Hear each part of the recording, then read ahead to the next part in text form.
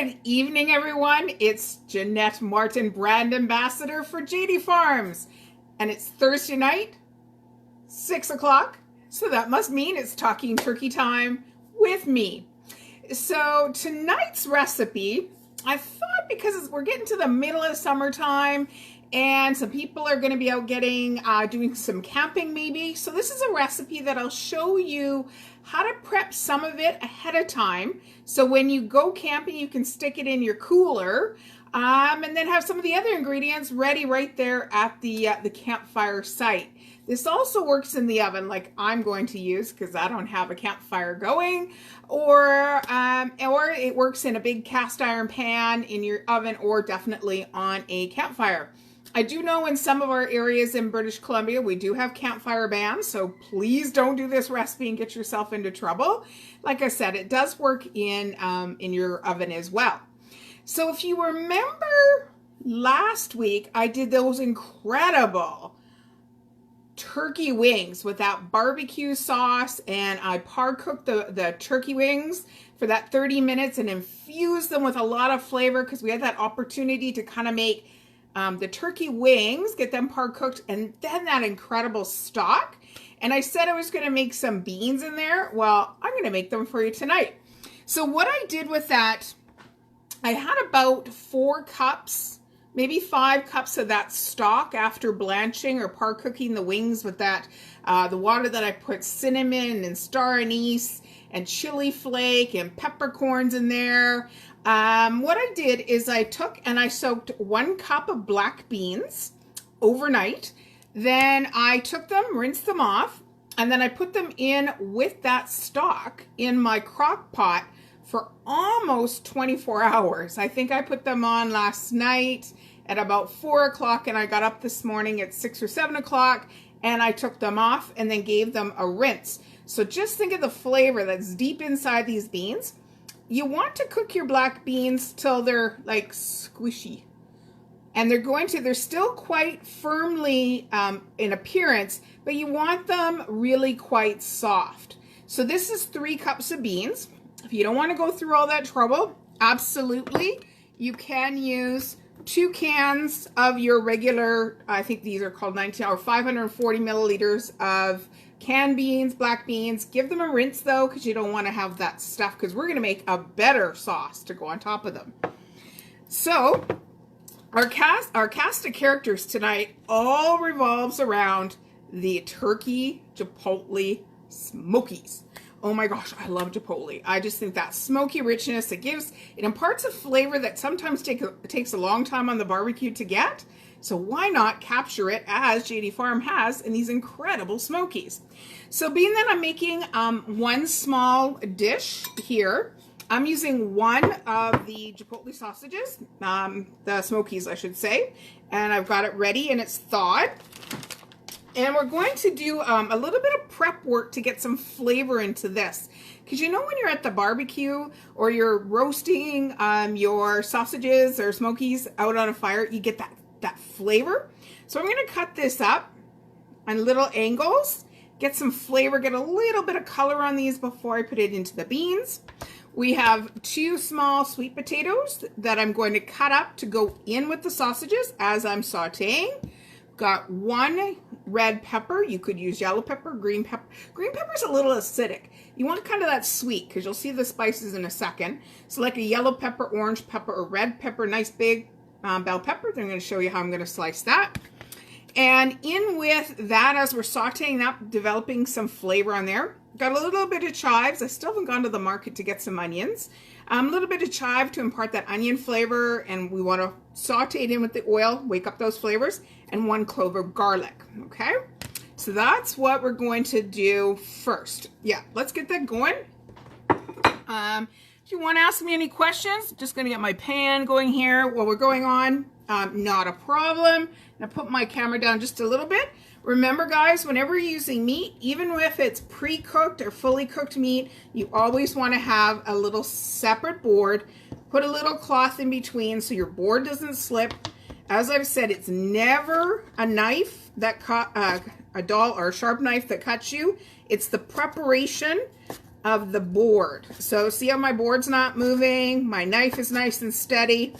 Cutting these on an angle because I want a lot of surface because of the sauce I'm going to be making to get in there, and they're about, say, 1 centimeter thick. One thing about our Smokies, when we read the package, there's no gluten in them, nothing fake or artificial, just really good ingredients. So I'm just going to put just a titch of olive oil because I want to get a little bit of color. Oh, whoops. Real cooking, I have butterfingers, not olive oil fingers. Want to just get a little bit of color on there. Okay, so next we're going to cut up the sweet potato. Again, let's do this similar, but 1 centimeter slice. Oops, look at me cutting. Take my board away. Again, about 1 centimeter slices. And the reason why, you could easily take some sweet potatoes along with you when you're camping and cut them up. You could keep the skin on, and in that goes. I'm going to develop some good flavor and get a little bit of, maybe a little bit of a char on there. And that goes. Put that chive in there, wake up those flavors. Okay, I'm going to teach you, if you're tuning in for the first time, how to clean a clove of garlic. Nice and easy. Blade away from you, and you kind of take the palm of your hand and smack the garlic, and the skin comes out. Comes off nice and easy. Cut off that little root end. Watch your fingers, and you want to cut that garlic nice and fine. You don't want to have big chunks of garlic. Or if you do, leave it as chunky as you want into your saute pan. I'm going to turn this up just a smidge. Okay, so let's come over to the pan cam. Oh, my aunt is watching. Hi, Aunt Pat from Melbourne, Ontario. So if you can kind of see in my pan here, I've just got the sausages in there and those sweet potatoes. Immediately the garlic is waking up those flavors. Oh man, onions and garlic is just the best.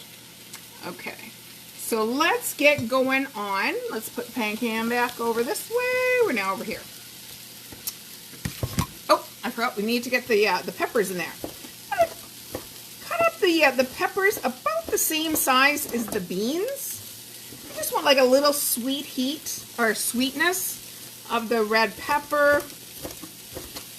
My mom and dad were famous for taking like a can of regular, old pork and beans and kicking up the flavor. They'd always add some other flavors to it to make it gourmet for us kids. Or when we did catering growing up, it was a way to, make them fancy. It's by adding some other spices and a few ingredients that most people have in their pantry. Get those peppers in there. Okay, and one more. So if you just kind of see, cutting them up about 1 centimeter dice. And in the pan we go. I just like warming everything up. Kind of gives it a bit of a pre-cook. Okay. Let's take a peek over at the pan cam again. Oops, the pan cam. Sorry about that, guys. So if you can kind of see, my little Smokies are starting to get a little bit of color on them. The flavors are definitely waking up. You know what? I might need a bigger pan. I might need a bigger container than this one. So you watch this, and I'll be right back with a bigger container. Oh. What? Over here.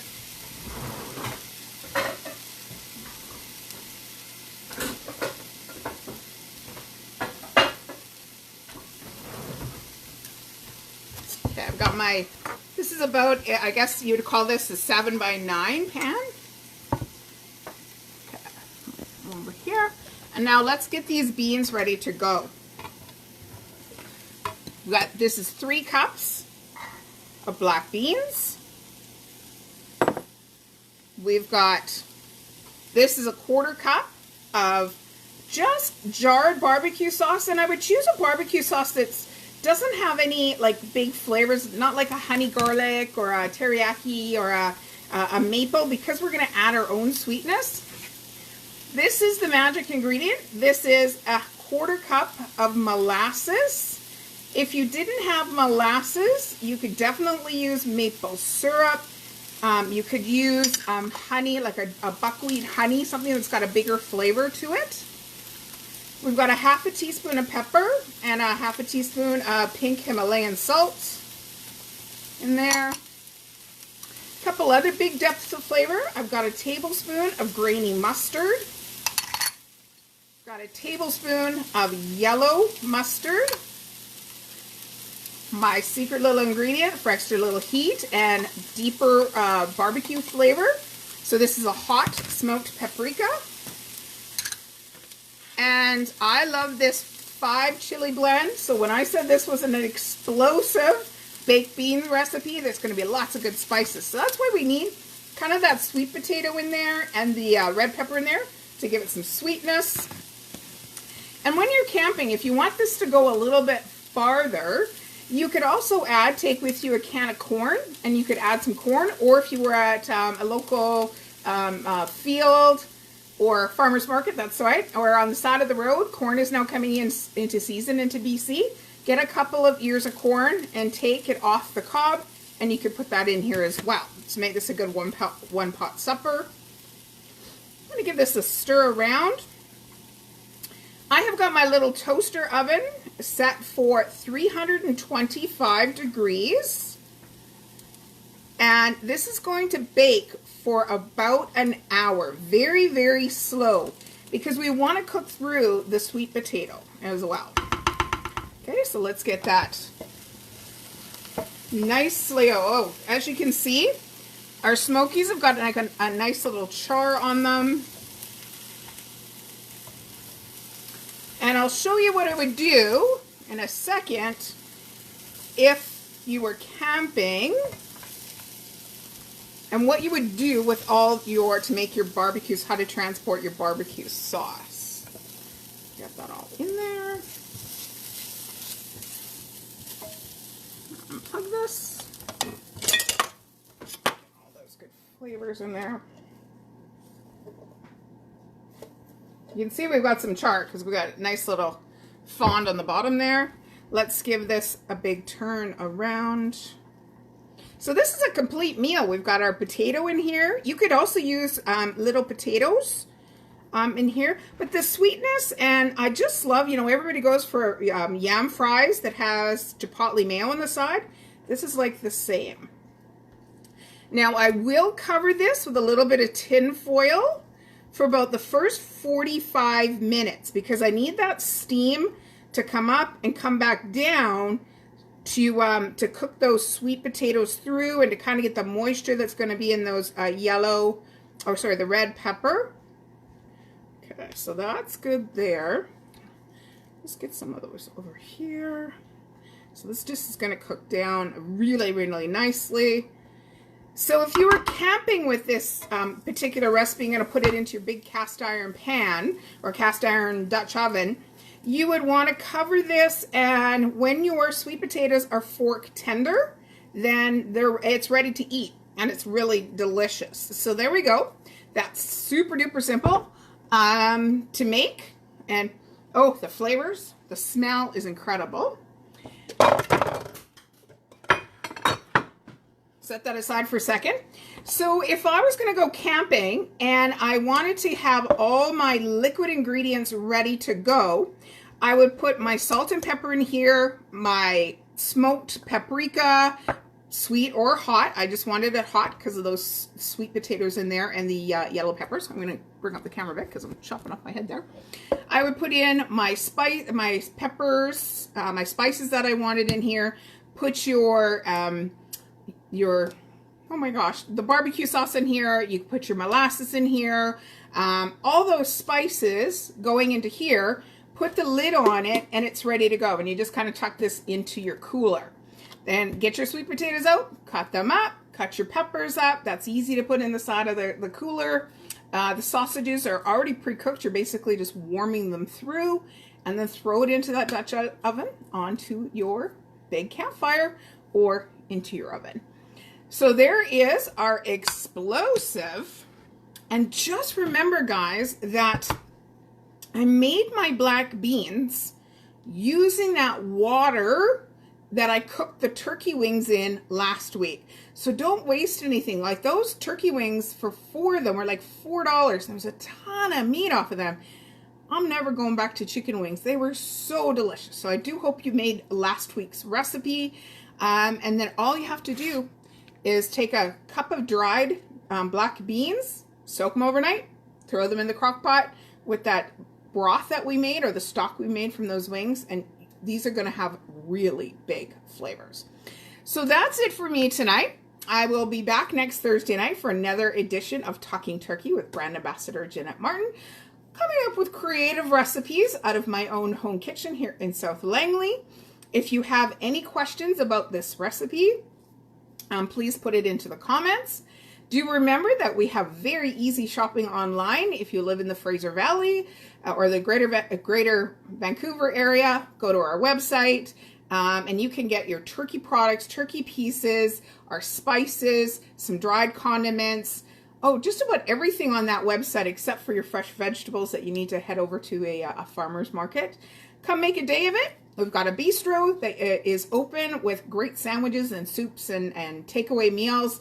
We've got picnic tables outside, socially distant, and it's just a great time to come out to the valley. It is the summertime to enjoy this great summertime. So enjoy making this recipe. I will take a picture of what it looks like this, and then when it comes out of the oven in an hour, I'll take another picture so you can see the before and the after. So enjoy the night, everybody, from my home kitchen. God bless.